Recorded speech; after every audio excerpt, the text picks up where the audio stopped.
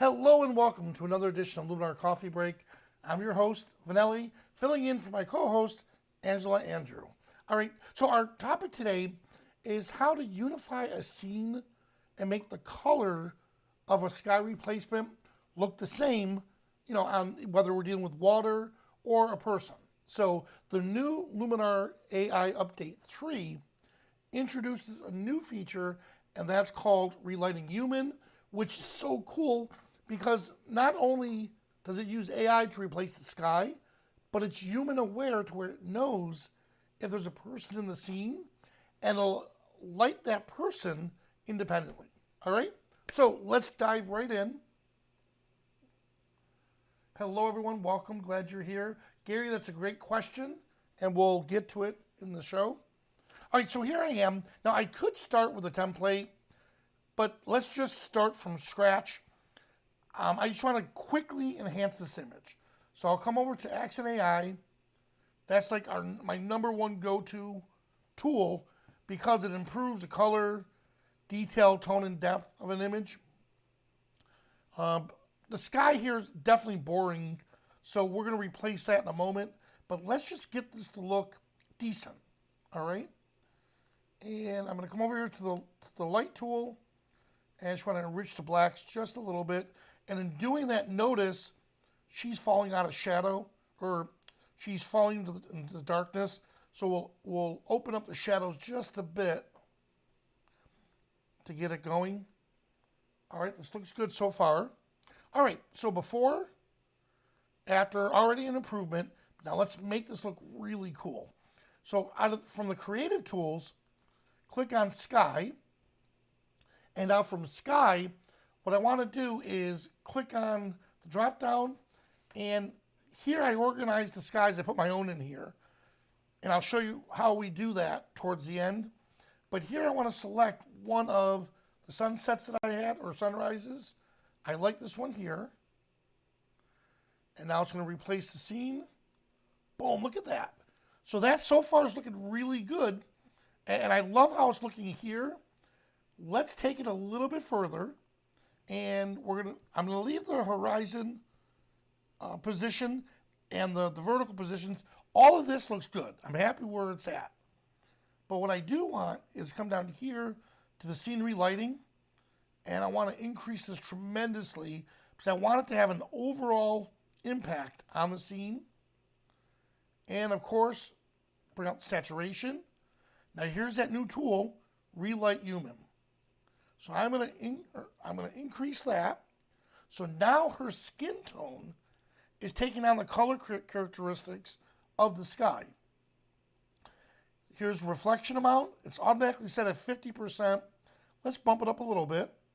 And the water blur, we're not going to be able to see exactly what that's doing in this image because the reflection isn't dead on.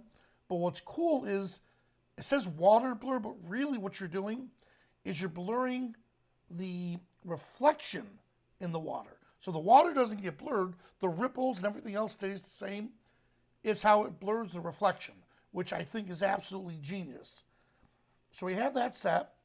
Now, if the background, if the background here of the original sky, if the original sky were way out of focus, then we could match the defocus with the original sky.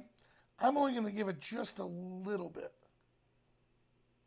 There we go. And you're going to fall in love with atmospheric haze. Typically, this makes the overall image starts to look sharper, or the sky itself, it gets rid of that haze and just brings out some of the contrast.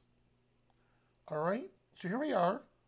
Before and after. I mean, how cool is that? So I'm able to relight her based on the human relighting.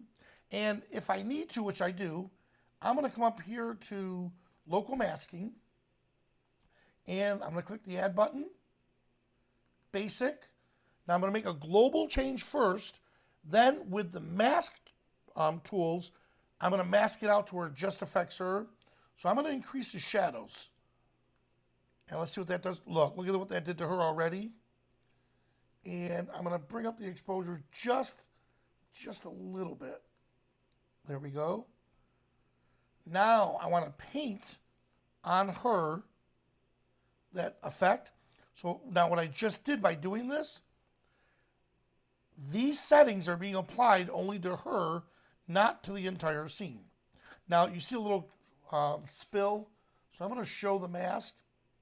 That's a little too much, so let's go grab the erase tool, or the erase brush rather, and I'm using the left and right bracket keys to make the brush bigger or smaller.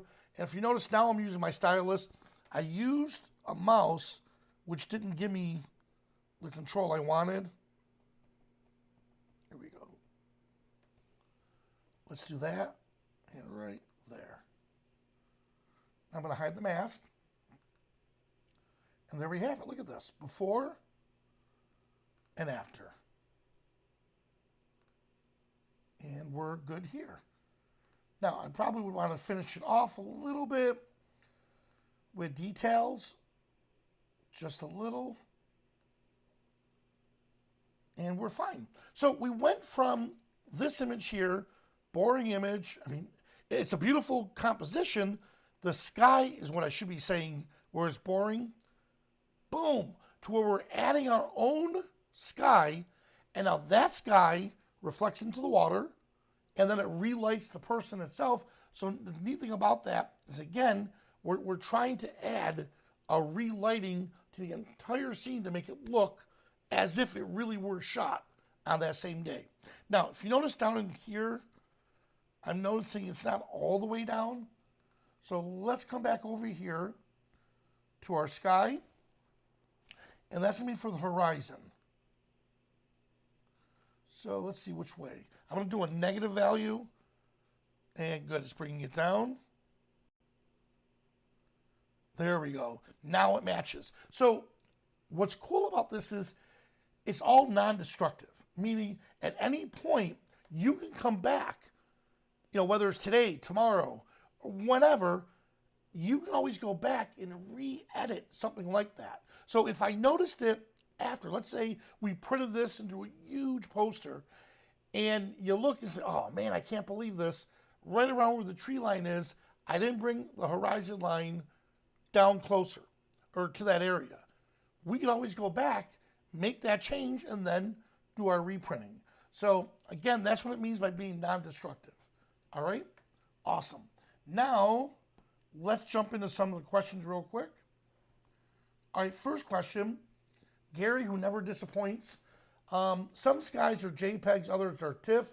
Why and when should you use each? Now, keep in mind, when you say some are JPEGs, some are TIFFs, whether it's in the marketplace or if you download them from the internet or whatever, if you look, and I'm going to pull this up while I have this here just one moment.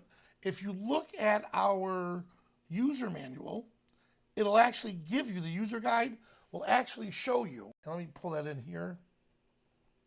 It'll actually give you suggestions on how to create your, or how to bring in your own sky replacements. So here's the guidelines, and it'll tell you how you can bring them in. In the past, JPEG was a preferred method, but now we're able to read TIFFs, so that's fine. JPEGs are going to be smaller. But JPEGs also, if you don't save it at 100% of the quality, then it's a lost file format. So you're going to lose some of the data or details in it. Whereas TIFF is lost less, meaning a TIFF file is the highest resolution. Now, if you bring that in, it's going to be a lot larger to work with. So you have to decide, do you have the right size of the JPEG to fit in the scene that you have? If the answer is yes, then you don't need to convert it to a TIFF. If the answer is no, I want to, save it as a TIFF, because you never know if I'm going to make it an 8x10 or a 24x36 print. So TIFF just gives you better quality. And again, Gary, yes. So in the past, JPEGs is what we worked with. And now you're able to read the TIFFs. So that's why TIFFs, you'll be seeing some of them jumping in. All right. Let's see. Scandeep is, can we export our Luminar presets to Lightrooms or vice versa? Unfortunately, no. There are two separate programs, and the way the tools are not the same into it. So they do have some tools, and I showed an episode about this a while back. In Lightroom, you could export some of your presets into a lookup table or a LUT. And that particular one, John Ellis was the one who created that. So if you just look up John Ellis, Lightroom plugin, you'll see which one I'm talking about. And you can change some of your Lightroom presets, not all of them. You can change some of them into a LUT file and then bring it into Luminar or any other program that could read a LUT file. But yes, you can't swap back and forth. All right? Great. And just double checking. Awesome. Now, guys, keep in mind, in fact, I'll pull it up right here for you. Since you are owners of Luminar, you guys have free access to Insiders at Skylum.com. So it's right up in here. Insiders at Skylum.com. If you're not a member, make sure you click on it and become one. There's a lot of topics we work with, and then there's a lot of different groups that we have, and you can join one or all of them. That's entirely up to you. For the events, we do have Luminar Coffee Break, but that's a interactive one, meaning we use Zoom meeting, so you could see us, we can see you if you choose to, and unmute your mic, and we could have a conversation like this. So if Gary's asking questions right now about the TIFFs, he could just ask it, and we can verbally communicate with each other. So again, that's at insiders.skylum.com, and it's free for you because you're owners of Luminar AI. Now, there's a deep dive right here. Deep dive, and it's an all-day marathon event. So look at that, 8 a.m. to 11 p.m. So we're going to be going for, 12 hours. That's 12, 8, 9, 10, 11, 12, 15 hours. So 15 hours, all Luminar. You could join us. And there it is, 15 hours. And we'll have a lot of other photographers and other people on the show that you can meet, talk to, interact with, and ask questions. You'll absolutely love it. I know a lot of you in here, my buddy Russell, you've been to that. In fact, actually, you stayed the full 15 hours last time. So that's the deep dive, June 24th, Thursday, June 24th. All right? So once again, you're welcome to join Insiders. Think of this as Facebook, but for like-minded individuals and photographers. No politics, no nasty stuff back and forth. Photographers in there helping each other, excited to help each other. You could ask questions, you could answer questions and help other people, with projects that they're working on, and overall it's going to enhance your skills. All right? Well, guys, thank you so much for joining me today, and I'll see you at the next coffee break.